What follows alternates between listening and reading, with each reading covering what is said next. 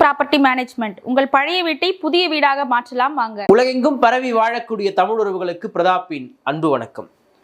அதாவது நாங்கள் திராவிட மாடல் அரசு, எங்களுக்கு பெரியாரும் அம்பேத்கரும் ஒண்ணுதாங்க, நாணயத்தின் ரெண்டு பக்கங்களுக்கு அம்பேத்கரும் பெரியாரும் அப்படி என்று சொல்லக்கூடிய திராவிட கழகமும், அந்த திராவிட கழகத்தினுடைய சாராம்சத்தை பின்பற்றி இன்றைக்கு திராவிட மாடல் ஆட்சியை நடத்தி கொண்டிருக்கின்ற திமுகவும் உச்சநீதிமன்றம் ஒரு தீர்ப்பு கொடுத்தாங்க. அண்மையில என்னன்னா, மாநில அரசுகள் உள்ஒதுக்கீடு கொடுக்கலாம் அப்படின்ற ஒரு தீர்ப்பை கொடுத்திருந்தாங்க.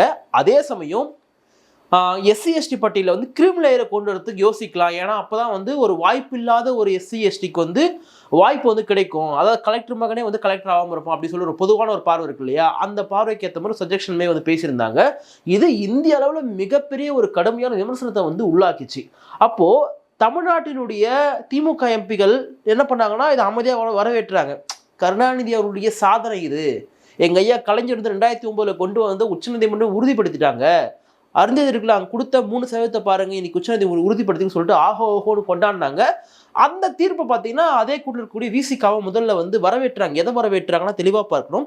அருந்ததியர்களுக்கு கொடுக்கப்பட்டதை நாங்கள் வரவேற்கிறோம் என்று திரு திருமாவர்களும் திரு ரவிக்குமார்களும் சொல்லியிருந்தாங்க. அதே சமயம் எழுச்சி தமிழர் டாக்டர் திருமா என்ன சொல்லியிருந்தாருன்னா, இந்த 3% இடஒதுக்கீடு அருந்ததியர்களுக்கு கொடுத்தது விசிகாவுடைய பங்கு மகத்தானது சொல்லியிருந்தார். சரி, அப்போ இவர் வரவேற்கிறான்னு சொல்லிட்டு நம்ம புரிஞ்சுக்கிட்டோம்.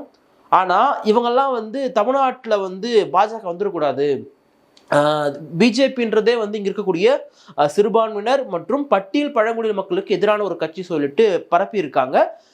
ஏன்னா அவங்களுடைய செயல்பாடுகளும் அதை ஒட்டி அமைஞ்சிருக்கு அப்படின்றத நம்ம மறுக்கவே முடியாது. ஆனால் அந்த பாஜகனுடைய எம்பிக்கள்லாம் சேர்ந்து அமைச்சரவையில் பிரதமர் அவர்கள் முக்கியமான அமைச்சர்கள்லாம் சந்தித்து ஒரு கடிதம் கொடுத்து, நீங்கள் கிரீமி லேயரை எஸ்சி எஸ்டிக்குள்ளே கொண்டு வரக்கூடாது அப்படின்னு சொல்லி வலியுறுத்தியிருக்காங்க.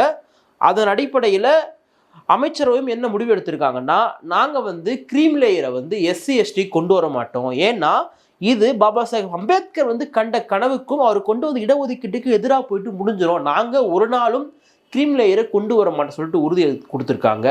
ஆனால் இங்கே நம்ம தமிழ்நாட்டில் இந்தியாவை வியந்து போற்று பாரக்கூடிய திமுக அரசு இதை பற்றி ஏங்க பேசலை? நீங்கள் தான் சமூக நீதிக்கான அரசு சொல்கிறீங்க இல்லையா? குறிப்பாக இங்கே இருக்கக்கூடிய தாழ்ந்து கிடந்த பட்டியல் சமூகத்தை நாங்கள் தான் உயர்த்தியிருக்கோம், நாங்கள் தான் நீதிபதி ஆக்கியிருக்கோம், நாங்கள் தான் டாக்டர் ஆக்கியிருக்கோம் சொல்லிட்டு தாரை தப்பட்டம் அடிக்கக்கூடிய நீங்கள் ஏங்க இதை பற்றி பேசலை அப்படின்ற ஒரு கேள்வியை எல்லாருமே எழுப்பியிருந்தாங்க.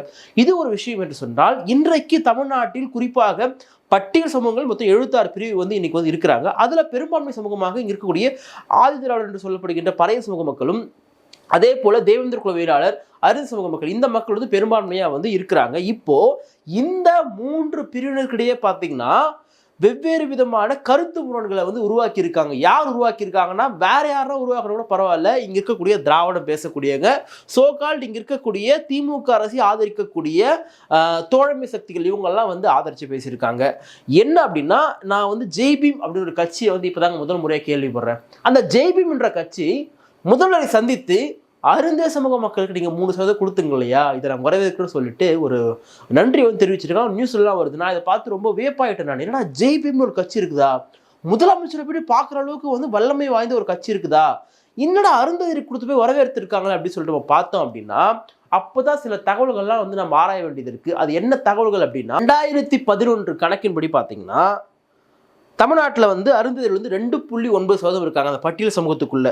அதில் தேவேந்திர குல வேளாளர் பார்த்தீங்கன்னா 3.4% இருக்காங்க. அடுத்ததாக பார்த்தீங்கன்னா ஆதி திராவிடர் பறையர் சேர்த்து 12.7% இருப்பதாக ஒரு தகவல் வந்திருக்கு. இது எப்படின்னா 2011 கணக்கின்படி. ஆனால் இந்த கணக்கெல்லாம் இன்னைக்கு இருக்கா, 2024 இருக்கான்னு கேட்டிங்கன்னா அது அப்படியே உயர்ந்திருக்கும்.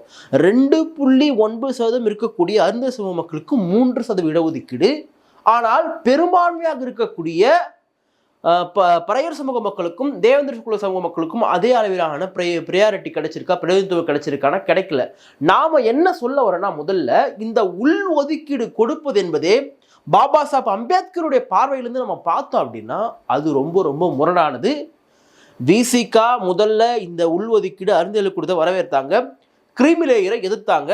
அவங்க இப்போ ஒரு ஆர்ப்பாட்டமும் பண்ண போறாங்க. என்னன்னா, உள்ஒதுக்கீடும் எதிர்த்து ஆர்ப்பாட்டம் பண்ண போறாங்க, கிரீமி லேயரும் எதிர்த்து ஆர்ப்பாட்டம் பண்ண போறாங்க. கிரீமி லேயர் கொண்டு வர மாட்டேன் சொல்லிட்டு இன்னைக்கு அமைச்சரவையே உறுதி கொடுத்துட்டாங்க.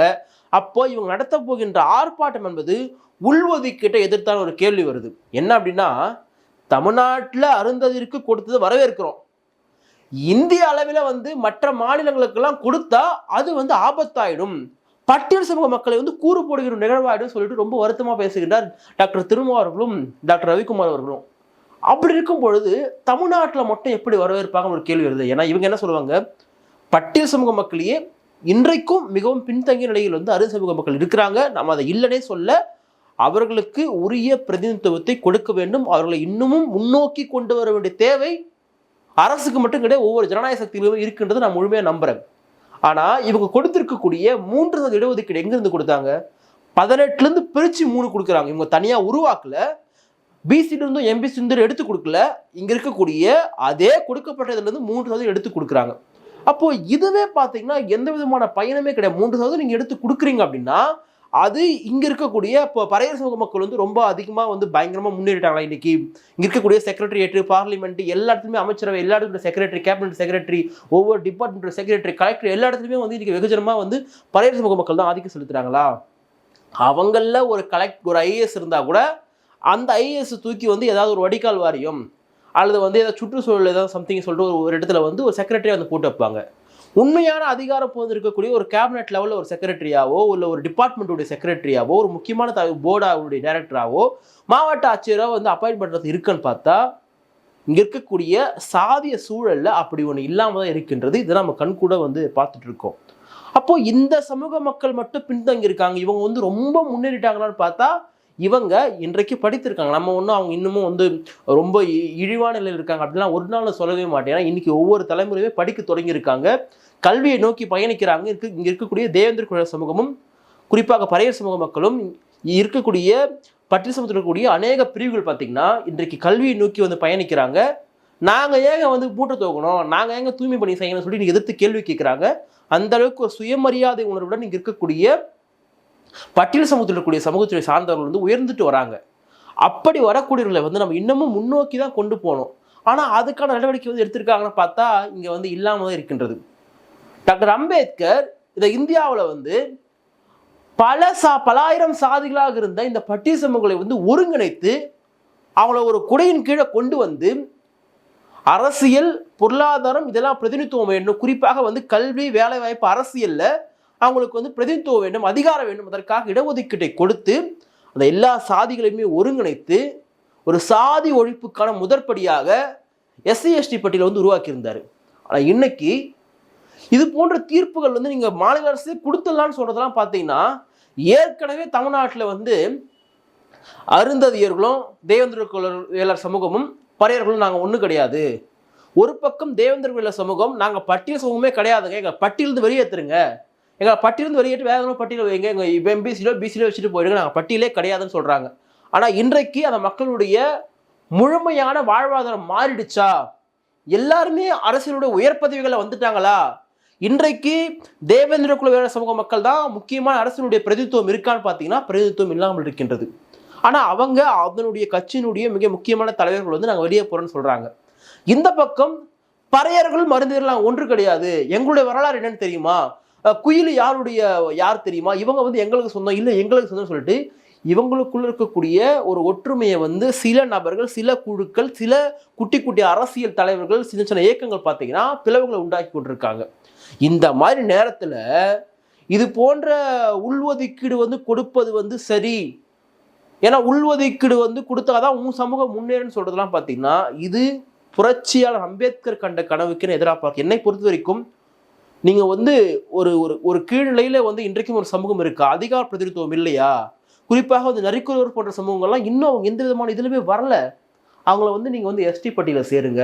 இன்னும் வந்து இருக்கக்கூடியவங்களை வந்து ரொம்ப தாழ்நிலையில் இருக்காங்களா, கல்வியில் வந்து இல்லாமல் இருக்காங்களா, அரசியல் இல்லாமல் இருக்காங்க, அவங்க வந்து நீங்கள் வந்து எஸ்டி பட்டியலில் சேருங்கன்ற சொல்கிறத தவிர நமக்கு நீங்கள் வந்து இதில் இருக்கவங்களை பிரித்து இன்னொரு சாதியாக வந்து சேருங்க, இன்னொரு பிரிவை உண்டாக்குங்கன்னா அது இங்கே இருக்கக்கூடிய சமூக ஒற்றுமைக்கு மிக மிக மிக எதிரான ஒன்றாக அமையும்.